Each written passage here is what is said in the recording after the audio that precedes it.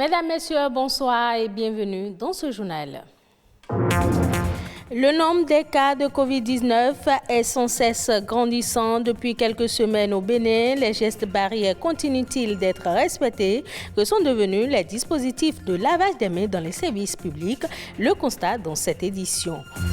Le tourisme favorise le développement inclusif. Il joue un rôle important dans la promotion des opportunités qu'il offre à des millions de personnes dans le monde. De l'écrivain au lecteur, le livre passe par les soins attentifs de plusieurs corps de métier, dont l'édition. Le métier d'éditeur fait appel à des conditions particulières. Un spécialiste en parle dans un instant.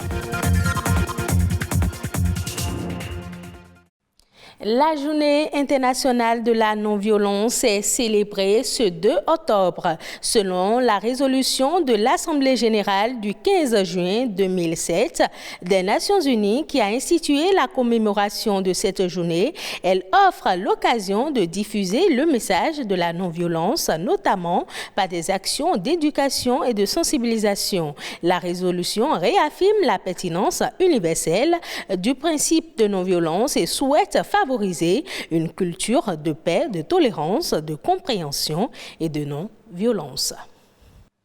Pendant que les infections au coronavirus connaissent une augmentation effrayante, le respect des gestes, des mesures barrières fait de moins en moins partie des habitudes des populations. Le non-respect de la distanciation sociale, l'abandon du port des masques ainsi que le lavage systématique des mains sont à l'origine de cette situation. La question se pose alors de savoir si les dispositifs de lavage des mains sont toujours fonctionnels dans les services publics. Élément de réponse à travers ce reportage de Rodrigue Babagbito.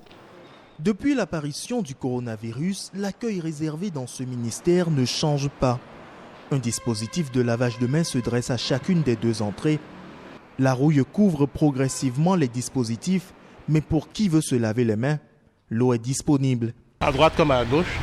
C'est là et puis tout le monde s'en sert. Ces deux dispositifs de lavage des mains sont là il y a plus d'un an. À moins que je ne me trompe, pratiquement tout le monde se lave les mains avant de rentrer dans l'enceinte du ministère. Tout le monde ne se lave pas les mains avant d'entrer dans les locaux. Plus de la moitié des usagers ne se sentent pas obligés de respecter ce geste barrière avant d'entrer ou une fois sortis. À l'entrée de cet autre ministère, pas de lavage des mains à l'eau et au savon. Les usagers, en passant, ils sont tous gâtés. Donc ils ont mis à leur disposition des désinfectants. Seulement, là encore, nombreux ne s'y plient pas. Quand ils viennent, on leur dit, d'autres font, d'autres ne font pas. Ils s'en foutent parce qu'ils sont pressés. On n'a pas reçu une instruction ferme par rapport à ça. À la Caisse nationale de sécurité sociale, par contre, les instructions sont fermes. Frédérica doit s'assurer chaque jour que tout usager se lave les mains avant d'entrer dans les locaux. Une tâche de plus en plus difficile puisqu'il n'y a qu'un seul dispositif aujourd'hui. Les récipients se sont cassés et il ne reste qu'un seul. Mais les démarches sont en cours pour en prendre d'autres. En attendant, certains usagers éprouvent des difficultés avec le seul dispositif présent. J'ai essayé pour le savon, ça ne marche pas correctement et au niveau de l'eau, ça sort normalement. Se laver les mains à l'eau et au savon est un des gestes barrières contre la pandémie du moment. Les responsables d'administration doivent s'assurer de se protéger et de protéger les usagers pour une lutte efficace contre le coronavirus. Le tourisme favorise le développement inclusif. Son rôle dans la promotion des opportunités qu'il offre à des millions de personnes dans le monde n'est plus à démontrer. En 2021, l'Organisation mondiale du tourisme souhaite porter un regard au-delà des statistiques. Derrière les chiffres, il y a des personnes. Ainsi, l'événement est placé sous le thème « Tourisme et croissance inclusive ». Ulvaïs Balogun. En 2020, le tourisme a enregistré les plus mauvais résultats de son histoire. Les arrivées internationales chutant de 74% d'après les données de l'Organisation mondiale du tourisme. Pour cause, l'effondrement sans précédent de la demande et l'instauration généralisée de restrictions sur les voyages induits par la pandémie du coronavirus. Alors que le monde et le tourisme se dirigent tout droit vers une deuxième année de crise complète, l'Organisation mondiale du tourisme nourrit l'espoir d'un rebond avec les campagnes de vaccination. Le tourisme est une bouée de sauvetage pour des millions de personnes.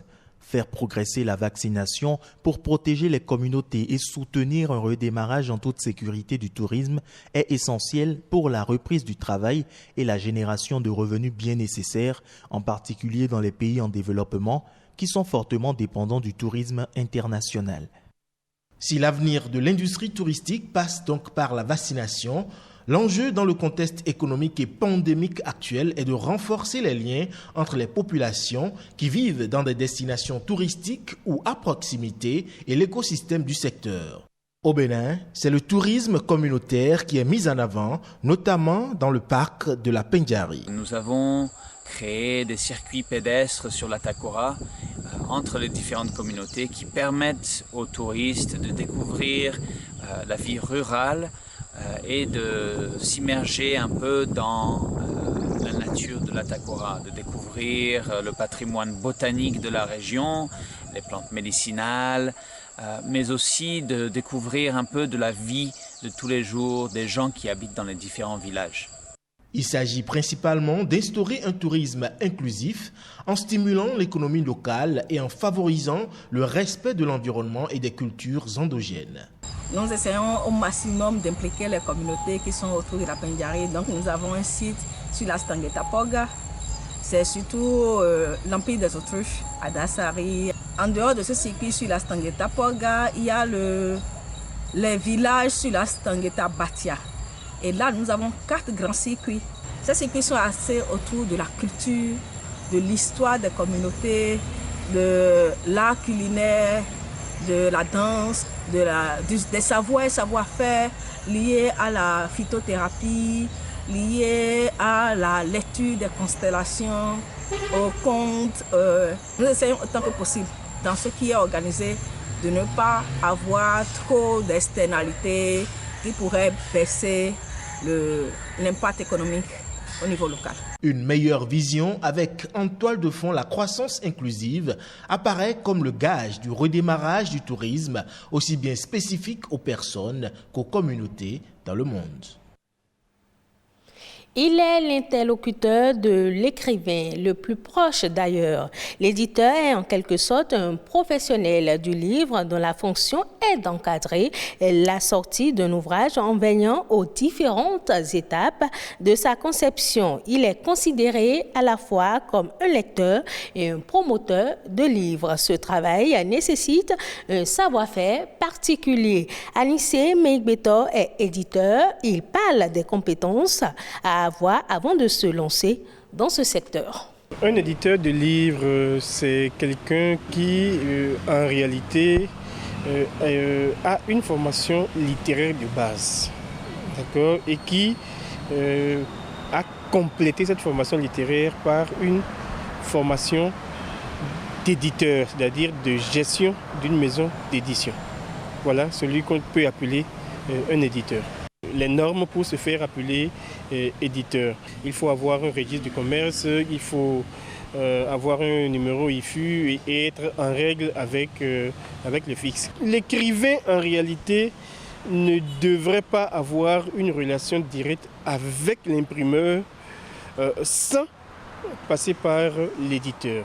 Parce que c'est l'éditeur qui a reçu la formation nécessaire pour savoir dans quel format un livre peut être fabriqué, quelle image de couverture proposer, quel titrail proposer. L'écrivain finit d'écrire, c'est l'éditeur qui fait le livre. Quand il finit d'accoucher toutes ces idées, il a le génie, c'est vrai. Mais il y a aussi un travail éditorial au niveau de l'éditeur qui part déjà du titre, du contenu, la forme. Est-ce qu'il faut orienter l'ouvrage vers le genre roman, le genre nouvelle, le genre conte, le genre essai, le genre théâtre, et ainsi de suite. C'est un travail d'éditeur.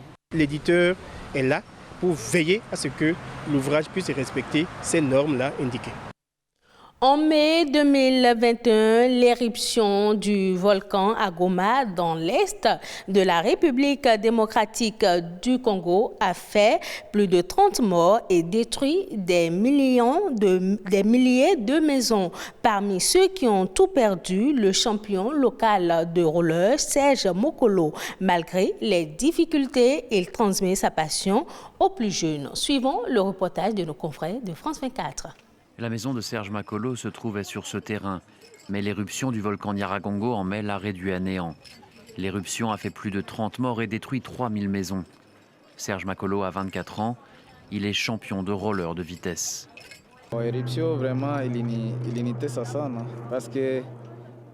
L'éruption m'a fait très mal. J'ai perdu beaucoup d'équipements. Ça appartenait aux jeunes que j'entraîne au roller. Ceux qui vont nous remplacer un jour.